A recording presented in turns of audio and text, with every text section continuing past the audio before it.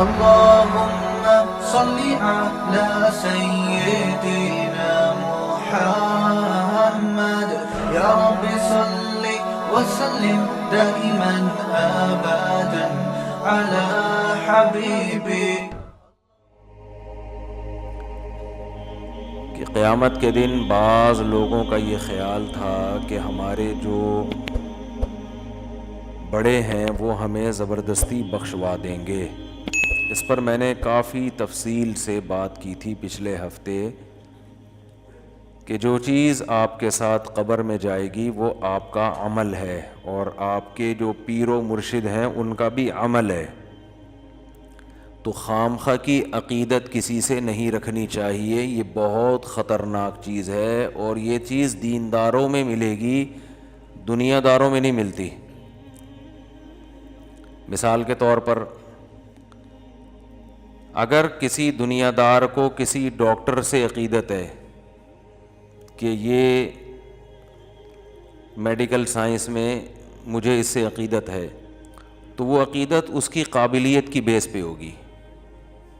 دنیا میں ایسا ہی ہوتا ہے کہ یار یہ بہت قابل ڈاکٹر ہے، علاج بہت اچھا کرتا ہے. اس کے خواب کیسے آ رہے ہیں اس کو ہے بھائی، اور کتنا اس کے چہرے پہ رونق ہے، نور ہے. ان چیزوں سے وہ زیادہ متاثر، جو پیشنٹ ہے نا اپنے ڈاکٹر سے ان چیزوں سے متاثر نہیں ہوتا. یہی وجہ ہے کہ اگر کسی کو ڈاکٹر سے عقیدت ہے تو اس کے لیے مذہب ایک ہونا بھی ضروری نہیں ہے. بھئی بعض کو کسی اور مسلک کے ڈاکٹر سے عقیدت ہو جاتی ہے، بعض کو تو ایسا ہوتا ہے کہ وہ مذہب ہی دوسرا ہے بالکل اس کا، لیکن عقیدت کی بیس کیا ہے کہ یہ علاج اچھا کرتا ہے. تو جب بیس علاج ہے، بیس کیا ہے؟ یہ علاج، تو پھر آپ علاج ہی کو فوکس کرتے ہو، کسی اور چیز کو فوکس نہیں کرتے. کسی کو کسی حکیم صاحب سے عقیدت ہو گئی کہ یار بڑے زبردست حکیم ہے، یار مجھے ان سے بہت محبت ہے. کیوں بھائی؟ علاج اچھا کر لیتے ہیں، یہ ٹھگتے نہیں ہیں، 2 نمبر نہیں ہیں، پیسے زیادہ نہیں لیتے، وغیرہ وغیرہ وغیرہ. تو عجیب بات ہے کہ دنیا کے معاملے میں تو ہم سب کا اصول یہ ہے کہ جس بیس پہ عقیدت ہے، جب تک وہ بیس اس میں ہوگی تو عقیدت بحال رہے گی، وہ بیس ہی ختم تو عقیدت بھی ختم. لیکن دنیا دین کے معاملے میں عجیب ہی الٹا سیٹ اپ چل رہا ہے. آپ کو کسی بزرگ سے عقیدت ہے، بھائی عقیدت کیا ہے؟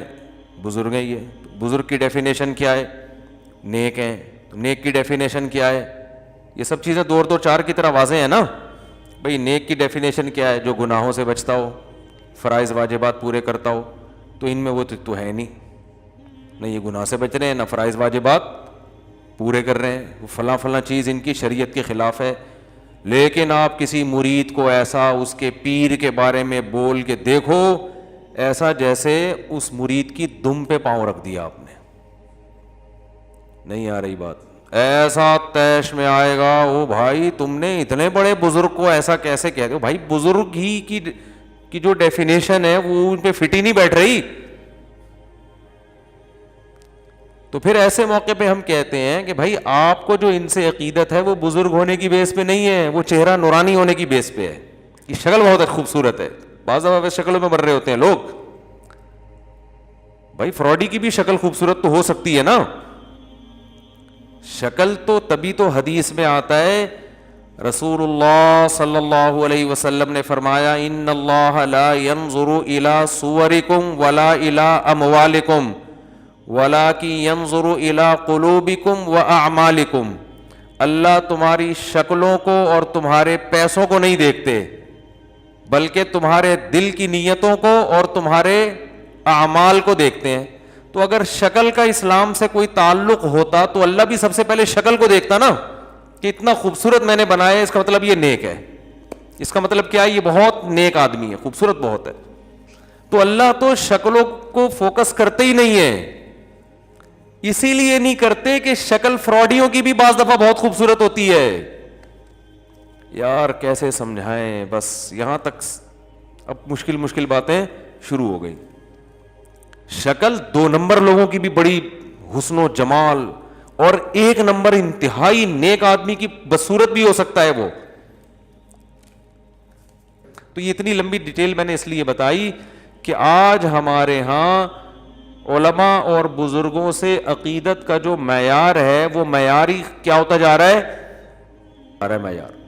اور یہی وہ بیس تھی جس کی بیس پر مشرکین مکہ برباد ہوئے. انہوں نے کہا کہ یہ جو ہے نا ہمیں قیامت کے دن بخشوا دیں گے. اللہ نے جگہ جگہ فرمایا کہ یہ خود بھی بخشے جائیں گے کہ نہیں بخشے جائیں گے, پہلے اس پہ تو غور کرو. فَإِنَّكُمْ وَمَا تَعْبُدُونَ مِن دُونِ اللَّهِ حَصَبُ جَهَنَّمَ, فرمایا جن معبودوں کو تم پوجتے ہو نا بزرگوں کی مورتیاں بنا کے, اللہ ان مورتیوں کو تمہارے ساتھ جہنم کی آگ میں ڈالے گا. ان مورتیوں کو بھی اللہ تمہارے ساتھ جہنم میں ڈالے گا. تو اس لیے بھائی ہر چیز میں انسان کو کھوپڑی استعمال کرنی چاہیے, مجذوب بن کے, پاگل بن کے, دیوانہ بن کے, جدھر قوم جا رہی بس ادھر ہی چلنا. کسی نے جذباتی تقریر کر دی پاگلوں کی طرح اس پہ. ابھی دیکھو ایک سیاسی لیڈر کا انتقال ہوا تھا چند سال پہلے, تو میں نے دیکھا بہت سے لوگ جو ان کی جماعت میں تھے نا, اطلاعات آئی کہ ہارٹ اٹیک سے مر گئے غم میں. کچھ جناب رو رہے ہیں, پھوٹ رہے ہیں. ابے بھائی کس بات کی عقیدت, اتنے کیوں جذباتی ہو رہے ہو, کیا دیا محترم نے آپ کو؟ میں نام نہیں لیتا, آج کل تھوڑا احتیاط کرتا ہوں میں. بس خامخواہ کی وہ ایک تقریر بہت اچھی لگ گئی تھی تو اتنی عقیدت ہو گئی, اتنی عقیدت. یہ سیاسی لوگ اپنے لیڈروں سے کتنی عقیدت کرتے ہیں, پاگل ہو رہے ہوتے ہیں. کوئی ان کے بارے میں نیگیٹو کمنٹ سننے کے لیے تیار نہیں ہوتا. دوسرے کی ہر پازیٹو چیز بھی نیگیٹو, اپنے والے کی ہر نیگیٹو چیز بھی پازیٹو. یہ سیاسی لوگوں میں بھی اندھی عقیدت بہت ہوتی ہے. وہ اس کا اپنے جو جس کو آپ فالو کر رہے ہیں نا, اس نے جو بھی الٹا کام کیا ہوگا قوم کے وسیع تر مفاد میں بعض دفعہ یہ بھی کرنا پڑتا ہے. یہ جواب ہے. یہ سب جگہ چل رہا ہے, کچھ کوئی ایک نہیں ہے. یہ اندھی عقیدت قیامت کے دن مروائے گی, یاد رکھو. قرآن کے الفاظ کیا ہیں؟ ان السمع والبصر والفؤاد کل اولئک کان عنہ مسئولا. تمہارے کانوں سے, تمہاری آنکھوں کے, تم سے تمہارے کانوں کے بارے میں, تمہاری آنکھوں کے بارے میں, تمہارے دل کے بارے میں قیامت کے دن سوال ہوگا. کسی سے عقیدت اگر دل میں رکھی, کیوں رکھی؟ نفرت رکھی تو کیوں رکھی؟ دلیل کیا تھی نفرت کی؟ نہیں آ رہی بات میرا خیال ہے. تو جو کچھ ہم بول رہے ہیں نا اپنے سیاسی لیڈروں کے دفاع میں, دوسروں کو برا کہہ رہے ہیں, قیامت میں یہ ایک ایک لفظ ریکارڈ ہو رہا ہے. اللہ پوچھے گا تو نے اپنے والے کی اس غلط چیز کی جو تو نے غلط تعویل کی اور اس کو صحیح قرار دینے کی کوشش کی, اس کی تمہارے پاس کوئی واقعی مضبوط دلیل تھی؟ اور دوسرے والے کی صحیح چیز کو بھی تم نے جو غلط قرار دینے کی کوشش کی, اس کی تمہارے پاس کیا دلیل ہے؟ اگر آپ کے پاس کوئی دلیل نہیں ہے تو خدا کی قسم یہ جو آپ کے سیاسی لیڈر ہیں یہ آپ کو قیامت کے دن الٹا لٹکنے سے نہیں بچا سکتے. تو اتنی عقیدت میں, اپنے سیاسی لیڈروں کی عقیدت میں اندھے نہ ہو جاؤ. اور ویسے بھی ان کی عقیدت سے فائدہ آپ کو تھوڑی, ان کو ہوتا ہے. آپ کو تو کچھ بھی نہیں ہوتا, آپ تو وہیں کے وہیں ہیں. رکشہ چلا رہے ہو تو کوئی بھی آ جائے, آپ نے رکشہ ہی چلانا ہے. یار یہ بہت مشکل بات ہو گئی. آپ سمجھتے ہو کہ آپ جس جماعت کو فالو کر رہے ہو وہ جب وزیر اعظم بن جائیں گے تو آپ کیا رکشے سے ٹیکسی میں آ جاؤ گے یا لینڈ کروزر پہ آ جاؤ گے؟ آپ رکشے پہ ہی رہو گے. پھر خامخواہ میں اپنے والوں کی تعریفیں کر کر کے غلو کرنا, مبالغہ کرنا. پتہ ہے ہماری شریعت نے مرنے کے بعد بھی کسی کی تعریف میں مبالغے کو برداشت نہیں کیا. حالانکہ مرنے والے کا اب کیا دنیا میں بیچارے کا لینا دینا. پھر بھی کہا اس کی بھی تعریف کرو تو اعتدال سے, جو چیز اس میں نہیں ہے وہ بیان مت کرو. ہمارے یہاں کوئی مر جائے پھر آپ دیکھو حضرت ایسے تھے, حضرت سے تو بڑا دنیا میں کوئی پیدا ہی نہیں ہوا. اس کے بعد جانے کے بعد اچھا ہمیں تو پتہ چلا حضرت اتنے بڑے تھے. مخالفین بھی کہہ رہے ہوتے ہیں بہت ہی بڑے بزرگ کا انتقال ہوا اس دفعہ تو بھائی, بہت زیادہ, بہت ہی بڑے. صحیح حدیث ہے, صحیح حدیث ہے. حدیث کے پورے الفاظ مجھے یاد نہیں ہیں کہ میت سے پوچھا جاتا ہے بتا کیا واقعی تو ایسا تھا جو تیرے بارے میں لوگ یہ کہہ رہے ہیں, واقعی تو ایسا تھا؟ اگر آپ نے اپنی زندگی میں اپنے مریدین کی تربیت نہیں کی کہ میرے مرنے کے بعد میری ناجائز تعریف نہ کرنا, تو اس بات کا بہت خطرہ ہے کہ آپ کو بھی قبر میں اس کا عذاب دیا جائے کہ تمہارے بعد والے لوگ تمہاری تعریف میں مبالغہ کیوں کریں. اس بات کا خطرہ موجود ہے. حدیث سے مفہوم ہوتا ہے, مترشح ہوتا ہے یہ. تو بھائی نہ تعریفوں میں مبالغہ کرو اور نہ کسی کی, بولتے کیوں نہیں, برائی میں. تعریف میں مبالغے سے تو قرآن نے صاف منع کیا, فرمایا فلا تزکوا انفسکم, اپنا تزکیہ مت کیا کرو. تزکیہ کا مطلب پاک دامن قرار مت دیا کرو. یہاں اپنے سے مراد ہے اپنے جیسے لوگ, یعنی مسلمان. جیسے قرآن میں آتا ہے نا ولا تقتلوا انفسکم, اپنے آپ کو قتل مت کرو, تو تمام علماء کہتے ہیں اس سے صرف اپنی جان مراد نہیں ہے, یہ سب ایک نفس کی مانند ہیں جتنے بھی انسان ہیں, تو کسی کو بھی قتل مت کرو. تو ایسے ہی اللہ فرماتے ہیں فلا تزکوا, تزکو کا اصل معنی ہوتا ہے تزکیہ کرنا. آیت کا لفظی ترجمہ تو یہ ہوگا کہ اپنے آپ کو پاک مت کرو. تو پاک تو کرنا کا حکم ہے نا, تزکیہ تو اسلام کا حکم ہے. تو تزکیہ باب تفعیل, جو میرا تفسیر کے لیکچر سن رہے ہیں نا یوٹیوب پہ, نہیں سن رہے تو سن لیں, بہت فائدہ ہوگا. میرا چینل ہے مفتی طارق مسعود اسپیچز, اس پہ تفسیر کے لیکچر چل رہے ہیں, پلے لسٹ میں جائیں گے نا تو مل جائیں گے آپ کو. تو 1/69 یا 70 لیکچر میرا خیال ہے اپلوڈ ہو چکے ہیں. تو وہ پہلے لیکچر سے سننا شروع کریں, اس سے آپ کو قرآن انشاءاللہ خاندانی طریقے سے سمجھ میں آنا شروع ہو جائے گا. نہیں آ رہی بات؟ قرآنی گرامر بھی ہے اس میں, قرآنی گرامر, اور پھر تفسیر بھی ہے. تو بہت تھوڑی محنت ہوگی, آپ کو 40 منٹ بیٹھنا پڑے گا قرآن لے کے سامنے. تو وہ ترتیب سے جب آپ وہ لیکچر سنیں گے نا, آپ کو بہت انشاءاللہ قرآن آپ کے لیے بہت آسان ہو جائے گا انشاءاللہ. جب نماز میں آپ قرآن پڑھیں گے, امام سے سنیں گے, یا تراویحوں میں قرآن سنیں گے, آپ کو عربی میں قرآن سمجھ میں آئے گا انشاءاللہ. تو وہ ایسا اس طرح کے لیکچر میں ریکارڈ کروا رہا ہوں. تو یہ جو اس میں یہ گرامر کی باتیں بھی بتاتا رہتا ہوں. یہ جو تزکیہ ہے نا باب تفعیل, یہ بعض مرتبہ کسی چیز کی طرف نسبت کرنے کے لیے بھی آتا ہے. جیسے کہتے ہیں نا کسی کی تکفیر مت کرو. تکفیر کا مطلب کفر کی طرف کسی کو منسوب نہ کرو, کافر مت قرار دو, کہتے ہیں نا تکفیر. تو اسی طرح تزکیہ باب تفعیل ہے, اس کا مطلب ہے کسی کو پاک ہونے کی طرف منسوب مت کرو. کیا مطلب؟ کسی کو یقینی طور پر 100% نیک قرار دینے کی کوشش مت کرو. کیوں؟ هو اعلم بمن اتقى, اللہ خوب جانتا ہے کون متقی اور کون پرہیزگار ہے. یہ اللہ کو پتا ہے, یقینی طور پر تمہیں پتا نہیں ہے. اتنی واضح قرآن کی آیت ہے بھائی, اس کے بعد بھی ہم کہہ رہے ہیں فلاں سے بڑے تو دنیا میں بس وہ تو سیدھا جنت میں, وہ مرے کیوں؟ اتنے نیک اتنے نیک اتنے نیک. آدمی کہتا ہے پھر ان کو تو جانا ہی نہیں چاہیے تھا دنیا سے. بس بولو بھائی, ہم اپنے گمان کے مطابق یہ خیال کرتے ہیں کہ بہت نیک تھے, ہماری رائے کے مطابق ہمارا خیال ہے کہ انشاءاللہ اللہ ان کی مغفرت کرے گا, اور یہ ان کے اوصاف تھے, یہ ان کی خاصیتیں تھیں جو واقعی تھیں, ان کو ہائی لائٹ کر دے انسان. یہ ٹھیک ہے, یہ تو صحابہ سے بھی, تابعین سے بھی ثابت, اسلاف سے بھی ثابت, اور قرآن نے اس سے منع نہیں کیا. لیکن یقینی طور پر کسی کی تعریف میں بہت زیادہ مبالغہ کرنا, یہ پھر اللہ پہ گویا ایک طرح سے اللہ اس کو اپنے اوپر الزام سمجھ رہے ہیں کہ مجھے نہیں پتا, تجھے مجھ سے بھی زیادہ پتا ہے. یہ گویا یہ انداز ہو گیا کبھی. اچھا, اور یہ جو اندھی عقیدت میں مخالفت کر رہے ہوتے ہیں نا بہت زیادہ, یہ اپنے لیڈروں کی ان سے بڑی بڑی غلطیوں کو پی رہے ہوتے ہیں. ان میں یہ بڑا فالٹ ہوتا ہے.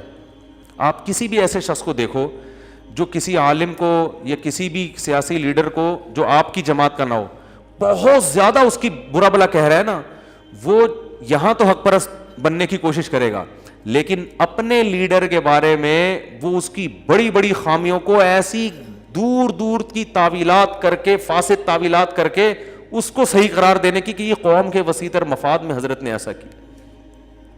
کرپشن بھی ثابت ہو جائے گی نا, تو قوم کے وسیع تر مفاد میں حضرت نے ایسا کیا ہے کہ اتنا پیسہ کمائے بغیر جماعت کو برقرار رکھنا چونکہ ضروری نہیں تھا, ممکن نہیں تھا, تو حضرت نے کرپشن کر کے اپنی جماعت کو بچا کے ملک کو بچا لیا گویا. یعنی ہر الٹی چیز پہ بھی آپ لیبل کیا لگائیں گے اگر آپ کو عقیدت ہے.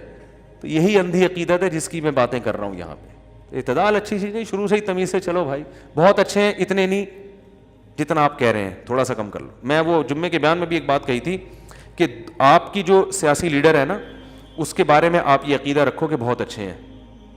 کیا عقیدہ رکھو؟ بہت اچھے. یہ اس لیے کہ تبھی تو ان کی جماعت میں ہو, ورنہ اچھے نہیں ہے تو جماعت میں کیا کر رہے ہو پھر. تو آپ یہ عقیدہ رکھو بہت اچھے ہیں، اتنے نہیں جتنے ہمارے کارکن سمجھ رہے ہیں، اس سے تھوڑا سا کم. آئی بس یہ بول دیا کرو زبان سے. ہم جس سیاسی جماعت کو فالو کر رہے ہیں ہماری لیڈر بہت اچھے ہیں، اتنے بھی نہیں جتنا ہم سمجھ رہے ہیں. اور آپ کے مخالف پارٹی کا جو لیڈر ہے اس کو بولو یہ صحیح آدمی نہیں ہے، اگر ہوتا تو ہم اس میں ہوتے نا پھر، لیکن اتنا برا نہیں ہے جتنا ہم بولو سمجھ رہے ہیں. اتنا بھی کر لو گے تو شاید قیامت کے دن بخشش ہو جائے گی. جیسے معین اختر نے کہا تھا کہ میں عربی ڈرامے دیکھتا ہوں، شاید بخشش ہو جائے قیامت میں. اللہ کہے گا تو انگلش بھی دیکھ سکتا تھا، تو ہندی ڈرامے بھی دیکھ سکتا تھا جہاں اتنی بے حیائی تھی. اور عربی ڈراموں میں بھی سنا ہے بڑی بے حیائی ہوتی ہے، لیکن چلو عربی سے محبت کی وجہ سے دیکھ رہا ہے. بخشش کا فتویٰ نہیں دے رہا میں بخشش کا آپ ڈرامے دیکھنا شروع کر دیں، ایک مثال دے رہا ہوں. معین اختر کا پروگرام آتا تھا نا، تو اس میں پوچھا گیا کہ آپ کیا کرتے ہو دبئی میں، اس میں کہا عربی ڈرامے دیکھتا ہوں، شاید بخشش ہو جائے اسی سے قیامت کے دن. تو میں بھی اچھی تعویل کر کے کہہ رہا ہوں کہ اگر آپ اتنا عقیدہ رکھ لو کہ میرا جو لیڈر ہے وہ اچھا ہے، اتنا نہیں جتنا ہم لوگ سمجھ رہے ہیں، 2 نمبریاں بھی بہت ہیں، کچھ اتنے بھی نیک نہیں ہیں، بہت کچھ ہے، الٹا سیدھا بھی بہت چل رہا ہے. ٹھیک ہے نا، چلو چل رہا ہے، سبھی چلا رہے ہیں تو انہوں نے بھی چلا لیا. ٹھیک ہے نا، ٹھیک ہے نا. جہاں سب کے اتنے چترول قیامت میں لگ رہے ہوں گے، 2-4 ان کے بھی لگ جائیں گے. ٹھیک ہے نا، بس یہ سوچا کرو. اور سامنے والے کے بارے میں جو آپ کے اپوزیشن میں جو آپ کے مخالف ہے اس کے بارے میں کہ یار یہ برا آدمی ہے، اتنا نہیں جتنا ہم کہہ رہے ہیں، اس سے تھوڑا سا کیا ہے کم ہے. تو یہ سیٹنگ اگر آ جائے نا تو بہت حساب کتاب کیا ہو جائے گا، اچھا ہو جائے گا. تو خیر، ام لہم شرکاء فلیأتوا بشرکائہم ان کانوا صادقین. اللہ فرماتے ہیں کیا ان کے شرکاء ہیں تو وہ لے آئیں ہمارے سامنے، ہم بھی دیکھ لیں کون ان کو قیامت کے دن بخشوائے گا. ذرا لائیں تو صحیح نا، کوئی کون ہم سے زبردستی کون بات منوا سکتا ہے. ام لہم سلم یستمعون فیہ فلیأتی. کیا ہے بھائی قرآن کی آیت یار، یہ میں روز ہر دوسرے دن فجر میں یہ تلاوت کرتا ہوں یہ سورت میں. ام لہم سلم یستمعون فیہ فلیأتی مستمعہم ان کانوا صادقین. کیا ان کے پاس کوئی سیڑھیاں ہیں جہاں چڑھ کے یہ اللہ کی باتیں سن لیتے ہیں؟ ان کو پتہ چلتا ہے کہ اللہ نے میرے بارے میں کہا ہے کہ یہ جنت میں جائے گا اور اس کے بارے میں کہا ہے کہ یہ جہنم میں جائے گا، اور کرائٹیریا انہوں نے خود حق اور برائی کا بنایا ہوا ہے. تو ان کے پاس تو کوئی دلیل نہیں ہے. جب ان کے پاس نہیں ہے تو جس جبریل اور جس فرشتے کے ذریعے ہم جو کلام کر رہے ہیں اسی پر ایمان لے آؤ، وہی دلیل ہے. تو آگے جو آیت ہے، نئی آیت شروع ہو رہی ہے، بس میں اس کو شروع کر دیتا ہوں تاکہ اگلے ہفتے ہمارا بیان اگلی آیت سے چلے آگے، ورنہ پھر یہ 6 مہینے یہی آیت چلتی رہے گی. تو آگے اللہ تعالیٰ کا ارشاد ہے کہ یوم یکشف عن ساق ویدعون الی السجود فلا یستطیعون. میں نے بتایا کئی قسم کے کافروں کا ذکر ہوا پچھلی آیتوں میں. کچھ ایسے جو کہتے تھے اللہ ہی نہیں ہے، کچھ ایسے جو کہتے ہیں اللہ ہے مگر قیامت نہیں ہے، مر کے مٹی ہو کے ختم ہو جاتے ہیں، اور کچھ ایسے جو قیامت کو مانتے تھے مگر کہتے تھے ہم جیسے یہاں اچھے ہیں تو وہاں بھی کیا ہیں، اچھا ہی ہوں گے، ہم جنت میں ہی جائیں گے. اپنی طرف سے فیصلے کیے ہوئے تھے انہوں نے. تو اللہ نے فرمایا کہ ان کا قیامت کے دن حال یہ ہوگا، کیونکہ ان میں سے بہت سے منکر ہیں، بہت سے ہماری دلیل کو دلیل نہیں مانتے. تو فرمایا کہ کل قرب قیامت میں جب اللہ یکشف عن ساقن اپنی پنڈلی کو ظاہر کرے گا. یہ کیا ہے؟ ایسی آیتیں متشابہات میں کہلاتی ہیں. تو اس کا جو اسلاف کا عقیدہ اس بارے میں کہ اللہ نے پنڈلی کا لفظ استعمال کیا، اس کی کیفیت کیا ہے یہ اللہ ہی جانتا ہے.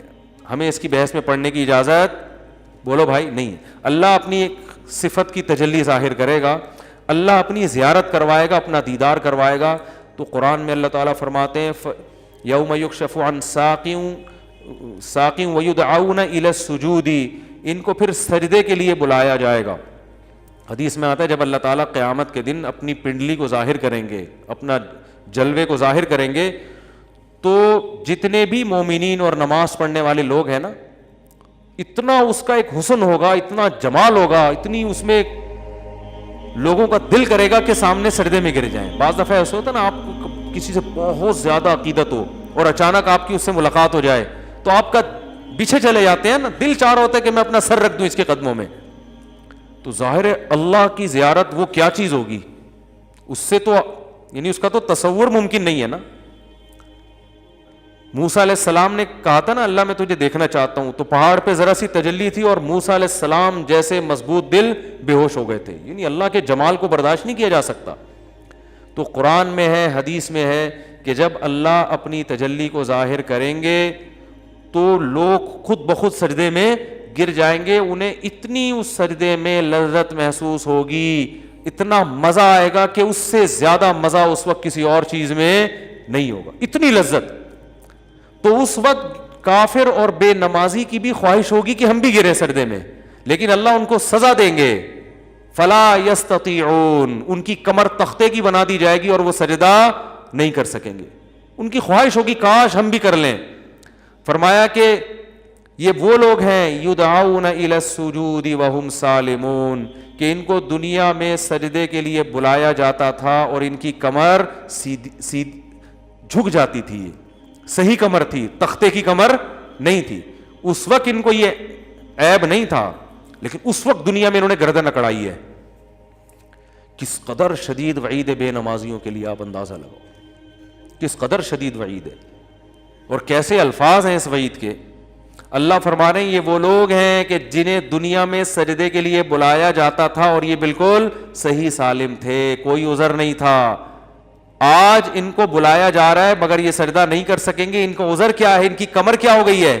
سخت ہو گئی ہے. کمر جھکی نہیں. جب آدمی کی کمر سخت ہو جائے نا کوئی بیماری سے, تو رکوع نہیں کر سکتا وہ.